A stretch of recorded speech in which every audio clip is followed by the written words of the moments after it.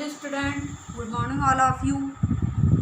हमारे अब तक के 9th क्लास के जो है 3 चैप्टर समाप्त हो चुके हैं और अब हम चौथा चैप्टर जो है अपना पढ़ने जा रहे हैं, जिसका नाम है बूढ़ी काकी, जो कि एक कहानी है और जो प्रेमचंद जी के द्वारा लिखी गई है। तो इस कहानी को पढ़ने से पहले हम अपने जो 3 चैप्टर पढ़ चुके हैं उसको एक बार पुनः दोहराएंगे। पहला चैप्टर था आपका कबीरदास का जो साखियाँ हैं वो पढ़े थे हमने। सेकंड जो चैप्टर था वो फर्स्ट चैप्टर था वो कविता थी जो कबीरदास जी के द्वारा रचित थी।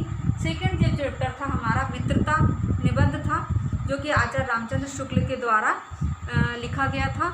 और तीसरा चैप्टर हमने पढ़े थे रसखान पदावली, जिसके कवि थे रसखान और ये भी एक कविता थी। और चौथा चैप्टर हमारा कहानी है। तो हमने अब तक के जो चौथे 4 चैप्टर होने जा रहे हैं हमारे, उनमें से 2 कविता पढ़ चुके हैं और जो एक था निबंध और एक जो है हम कहानी। तो इस कहानी को पढ़ने से पहले हम आपको सबसे पहले प्रेमचंद जी का जीवन परिचय बताने जा रहे हैं। देखिए, इसमें 7 पॉइंट है जो बहुत इम्पॉर्टेंट है और जो कि परीक्षा में इनमें से ही कोई ना कोई क्वेश्चन एक आ भी सकता है ना, क्योंकि कवि भी जो है प्रेमचंद जी वो बहुत महत्वपूर्ण है। तो अब देखिए, सबसे पहला पॉइंट कि प्रेमचंद जी का जन्म 1880 में 1880 में वाराणसी के लम्ही नामक ग्राम में हुआ था। यह आपका फर्स्ट पॉइंट रहेगा जब आप जीवन परिचय लिखेंगे। आज के होमवर्क में आपका क्या है, जीवन परिचय जो है होमवर्क के रूप में आपको लिखना है, ठीक है। ये आपका होमवर्क रहेगा, है ना, जीवन परिचय। तो पहला पॉइंट आपका हो गया कि प्रेमचंद जी का जन्म 1880 में वाराणसी के लम्ही नामक ग्राम में हुआ था।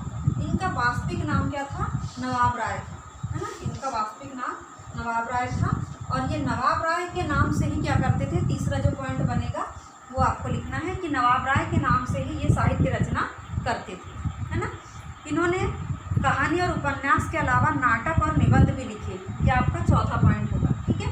उसके बाद बताया गया है कि इनकी जो भाषा थी वो कैसी थी, इसमें मुहावरों के साथ साथ उर्दू और तत्सम शब्दों का भी प्रयोग बहुत अधिक मिलता है। अब इन्होंने कौन कौन सी कहानियाँ और उपन्यास लिखे, इसके बारे में हम आपको बता दे रहे हैं। कहानियों में इन्होंने लिखे हैं पंच परमेश्वर, पूस की रात, है ना, ईदगाह, ठाकुर का कुआं, इनकी कहानियाँ हैं। और गबन, गोदान, रंगभूमि, कर्मभूमि जो है इनके उपन्यास हैं। तो इतने पॉइंट आपकी बुक में भी दिए हैं और उससे आपको उन 7 पॉइंट को जो कि हमने बताए हैं उनको नोट कर लेना है आपको, ठीक है। एक बार हम फिर से बुक से बता दे रहे हैं आपको कि आपको क्या क्या चीज़ें नोट करना है ना। 7 पॉइंट है, ये 7 पॉइंट जो है इसमें लिखे गए हैं। देखिए, वही कि जीवन परिचय, उसके बाद नवाब राय के नाम से जाने जाते थे, साहित्य रचना नवाब राय के नाम से करते थे, कहानी और उपन्यास के अलावा नाटक और निबंध भी लिखे हैं इन्होंने।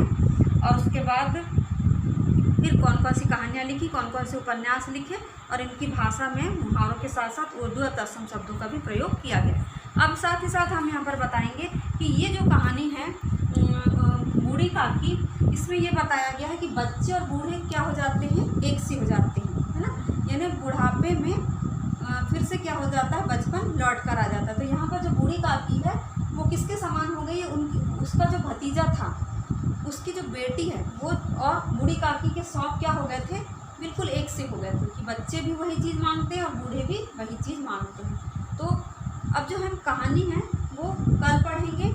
आज के लिए आपका इतना काफ़ी और आपको होमवर्क में जीवन परिचय लिखना है। तो बच्चों